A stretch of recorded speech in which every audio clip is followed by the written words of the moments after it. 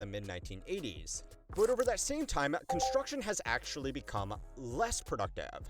To oversimplify, we are only getting 80% as much house for every man-hour spent on construction, even though in almost every other sector of the economy, we are much more productive. This drop was almost so unbelievable that the Fed commissioned an investigation into the sector to find out if they were messing up the data somehow. The report tried to make the argument that maybe new home construction was just of a significantly higher quality, which is why it was taking longer. And well, this probably isn't surprising to anybody who has toured a newly built home recently, but there was no evidence that building standards have measurably improved. A 30-year mortgage at Michael's age essentially means that he's buying a coffin. If I were buying my coffin, I would get one with thicker walls, so you couldn't hear the other dead people. After looking into almost every possible issue with their data, the conclusion was that, nope, the construction industry really had gone backwards, which begs the question, why? Well, there are a few reasons. The first might come as a shock to you if you have watched this channel for a while. Yeah, no, I'm kidding. It's private equity. Trade businesses like roofers, plumbers, carpenters, and general builders have been some of the most popular acquisition targets for private equity investors over the last 2 decades.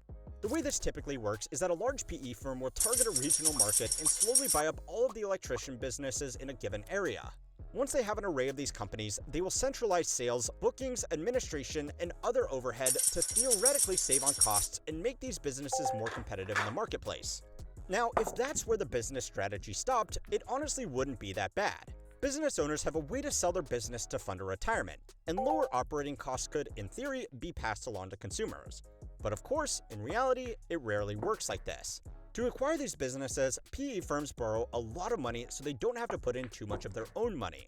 That debt needs to be repaid, so realistically, what they actually end up doing is replacing the cost of hiring lots of independent local staff with the cost of paying back lots of debt, leaving little room for actual cost savings. And that's assuming they wanted to give you a good deal in the first place. It can be really hard to tell when a business has been acquired because on the surface, they usually keep their old branding. This means it's possible that if you do the responsible thing and get 3 quotes from 3 different plumbing companies to work on building your new home, you might actually be talking to the same business 3 times over, and they don't exactly have much incentive to compete on price against themselves. To put this into perspective, Goldman Sachs is technically now the largest HVAC company in America. The impact of local micro-monopolies was something that the FTC was starting to pay attention to. However, officially, they are no longer looking into this problem. This explains part of the reason why housing has become more expensive, but theoretically, the free market should slowly undermine these profiteering businesses, right? Well, even with all of these tactics, the industry is struggling financially because of the productivity problem. And according to the data, billions of dollars worth of outside investment has only made it worse. But don't worry, the tech bros have a solution. So it's time to learn how money works to find out why we suck at building houses and why investors can't seem to find a solution to that problem so far. This video was made possible by Odoo. Odoo is an all-in-one business management platform designed to handle everything: CRM, sales, inventory, over to Odoo, and its, you could probably guess, is technological improvements. The example from earlier, car manufacturing looks very different today than it did 40 years ago thanks to a lot of automation.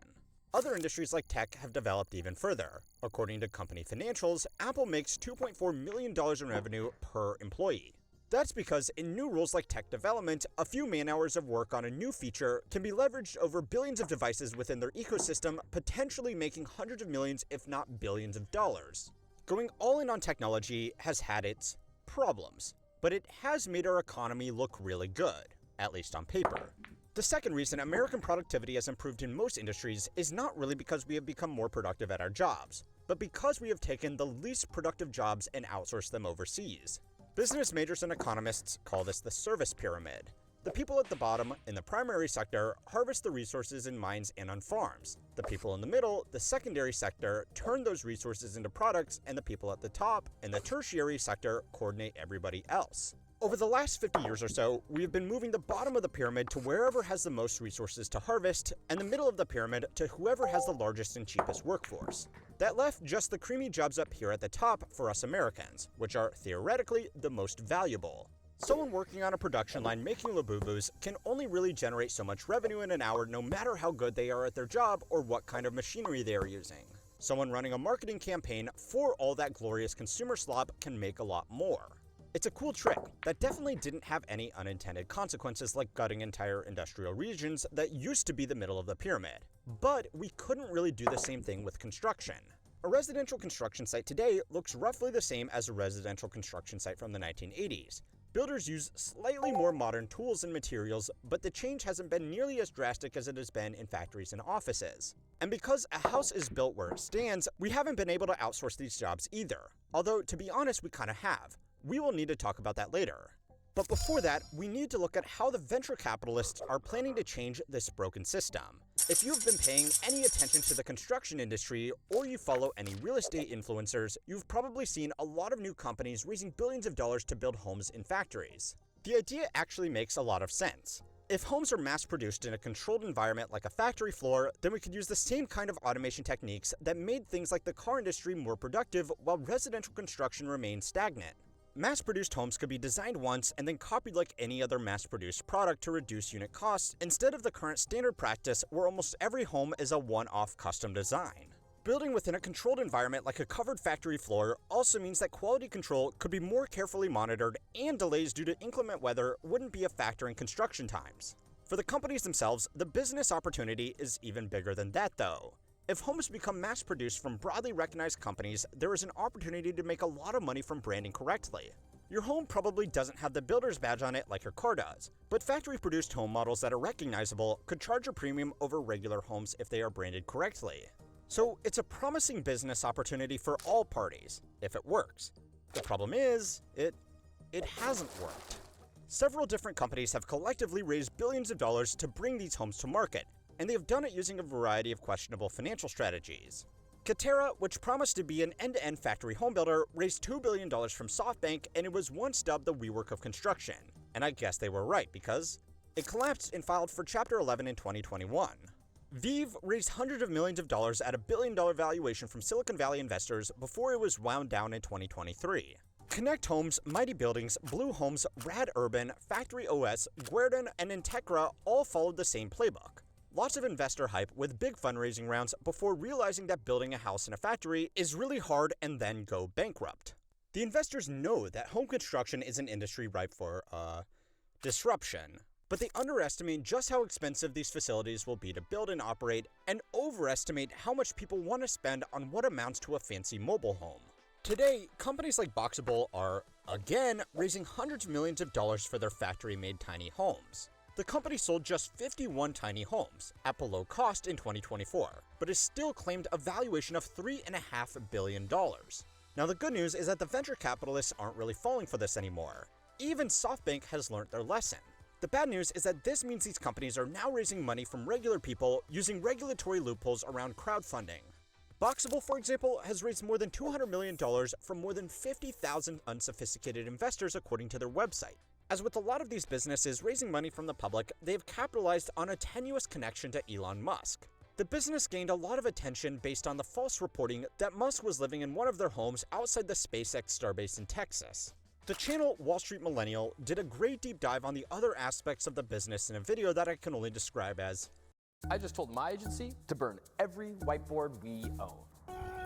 Why? ClickUp just released their brand new whiteboards feature. They've got templates for flowcharts, retrospectives, icebreakers. My name's Adrian, and I'm the co-founder of Dragonfruit Media. We're using whiteboards every day to transform the way we bring videos to life. As a fully remote agency, whiteboards let us collaborate in real time to turn our clients' ideas into a gripping title and thumbnail, a captivating script, and finally, a viral sensation.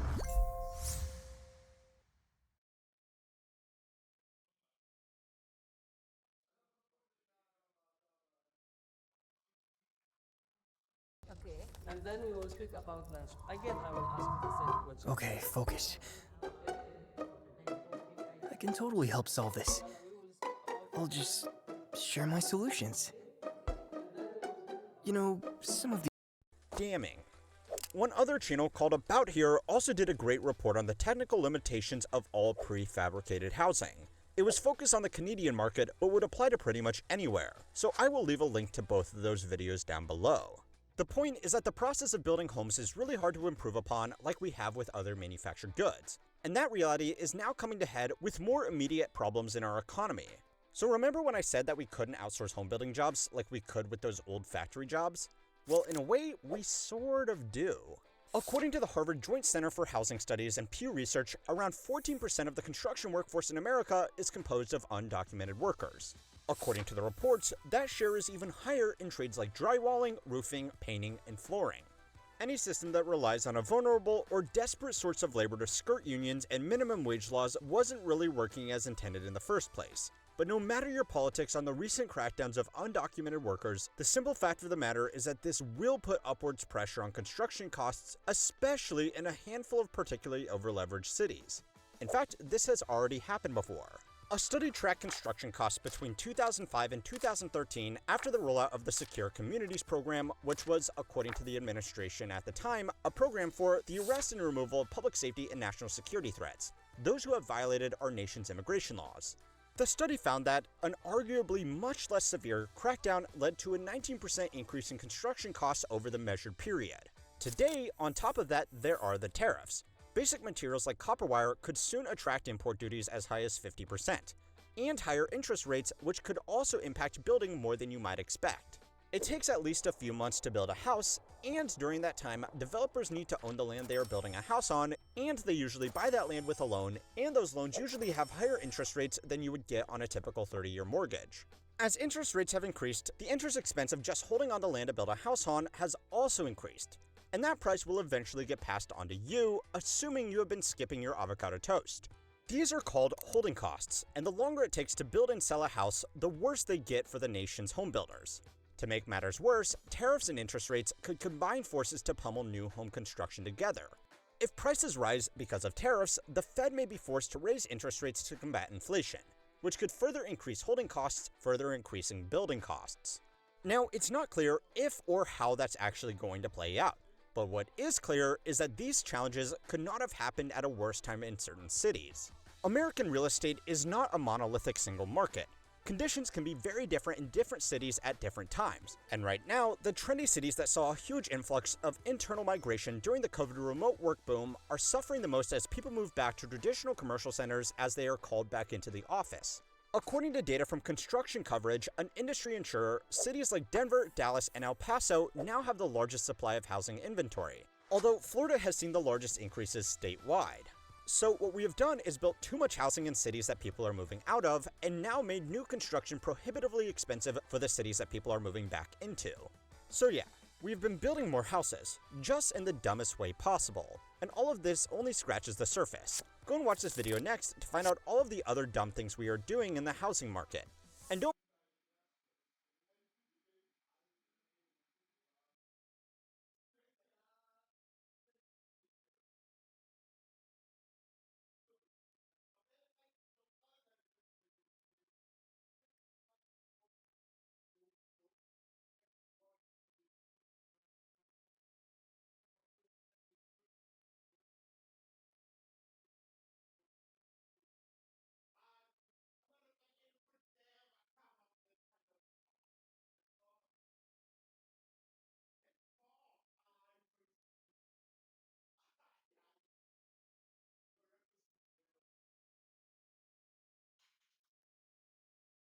Quick question before we get started. What do we know about Sabrina Carpenter through her music, other than the fact that she is attracted to men? Stupid men, useless men, man-children if you will, but nonetheless, men. Right. Sabrina Carpenter has somehow skated past the male-centered label because she paints her male-centeredness as hating men rather than a desperate need for validation. But what's the difference between writing 17 songs about men you love and 17 songs about men you hate? Either way, men are still the only lens through which you understand yourself. There's a really thin line between love and hate. It's horseshoe theory. Both sides of the extreme have the same intense feeling and energy for men, they just call them different things. Has Sabrina ever claimed to be a feminist? No, but I don't really think that matters. When you're one of the biggest names in pop music with an audience of mostly young women and girls, the stories you tell about womanhood and relationships have an impact whether you intend them to or not. And when those stories consistently center on cycles of male disappointment, without growth or reflection, we have to ask what messages are being internalized by these young women. Most young girls literally do not have a working understanding of feminism. Also, her defenders use choice feminism and feminist satire to justify her actions, so I believe it's important to analyze her actions through that lens. But as per usual, I'm just using Megan doing for marketing. I don't know Sabrina, and I'm not talking to her in this video or attempting to take her down. I'm not a cop, and I don't have that power. I'm talking to you, the person watching this video right now. So instead of acting as a defense attorney for a celebrity that will never see this video or really be impacted by it in any way, just hear me